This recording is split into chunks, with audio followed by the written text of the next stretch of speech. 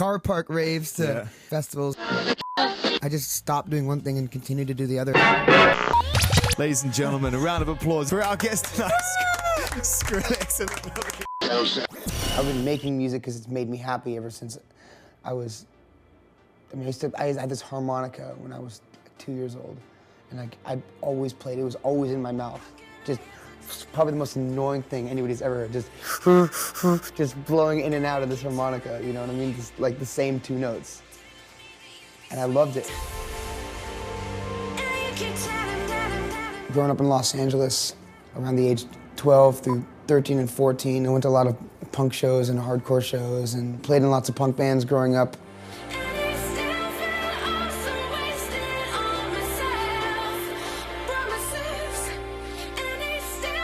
I didn't really understand dance music until, even to me, like Prodigy and stuff like that wasn't dance music to me. Like I wasn't going to raves. It wasn't until Daft Punk and Justice where I really understood like dance floor music, and then it wasn't until Archangel where I really understood dubstep. It was actually going to 12 Planets. He's been throwing a night called Smog in LA for years and years. It was all about the Bay Area.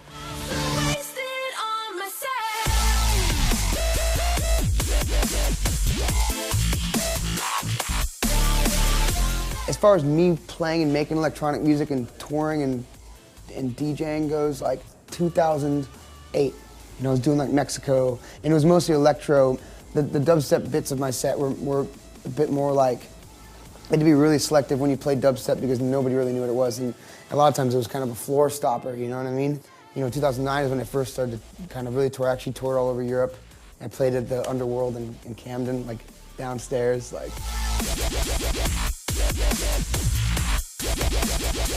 It's definitely changed a lot now that bass music is kind of like now the highlight of a lot of things that are going on, especially in the United States, whereas before it was like, you had to really figure out and like tastefully choose the right parts of your set to drop, those sort of records.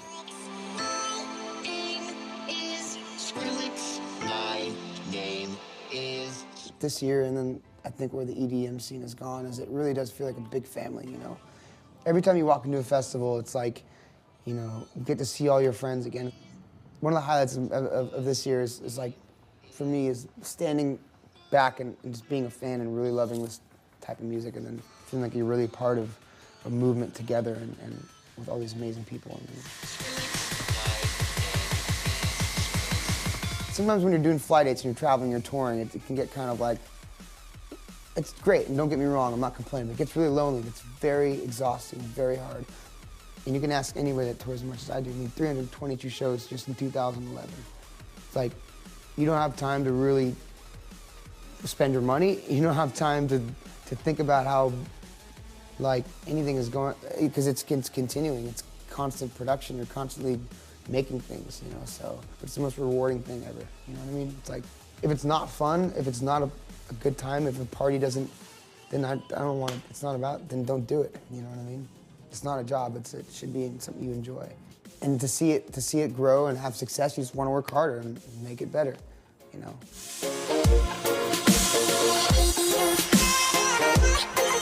Even if you're not working with someone, it's a collaborative motion because you're bouncing off ideas with these machines or these sounds, right? And it's kind of like it starts from one little idea, and you never know where it's going. It's like if you're having a conversation with someone and you're like, hey, what about this? If I feel like one melody and I play a certain chord and the sound might inspire something else, a different melody because the sound or whatever. Maybe I'm just making a drum loop. There's no real way it starts. It's just kind of like, I don't know. It's a collaborative thing even when you're alone because you're working with intuitive kind of bits that are almost moving anyway.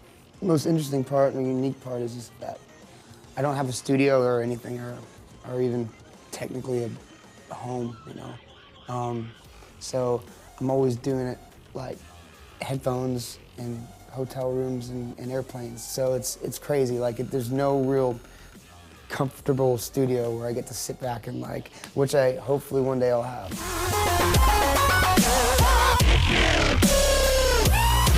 When I play live, I don't have a set list, depending if I'm, whether I'm playing on Ableton Live or CDs or whatever, for the most part, it's just, I'm getting new tracks every day anyway and making new tracks, so it's always sort of changing, you know what I mean? When you go to different parts of the world too, there's certain things that work better than other places as well, you know what I mean? Like, you can't play as much hip hop in the UK. You can play a lot more hip hop in the States, but then certain things, you can't play as much drum and bass in the States, but you can play more drum and bass in the UK. It just really depends, which makes it exciting and fun. Yeah, the Warehouse Project in Manchester was a really crazy crowd.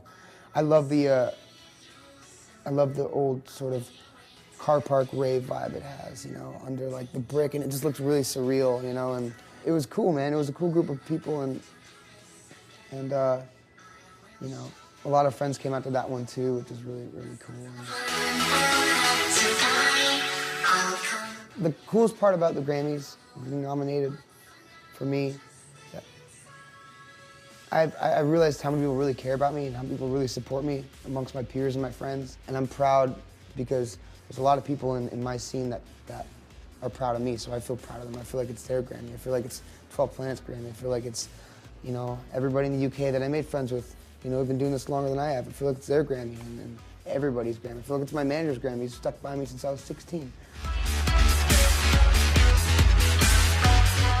We don't have, obviously we don't have the BBC in America, but we don't have something like the BBC in America. Like, mainstream radio, sorry if I'm offending anybody that's a mainstream DJ, aren't real DJs. They're not taste-making music, they're not picking music. We don't have anybody like Annie Mac or Zane Lowe or Mr. Jam, and the list goes on, that are like digging through the blogs and SoundClouds and somehow finding this new music and discovering stuff and backing it, and then, like the fact that Roughneck Full Flex got A-listed on a mainstream radio station, which never happened in the United States. So it's really, to be honest, a real honor and pleasure to be a part of anything you guys do, because I know you guys do it because you're interested and like what you guys do.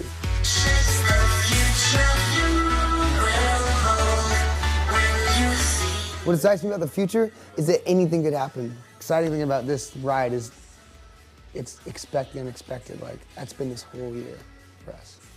Anything really can happen, like, as long as you work hard and we keep doing what we're doing. We're working hard, but we'd be working hard anyway because we love the music, right?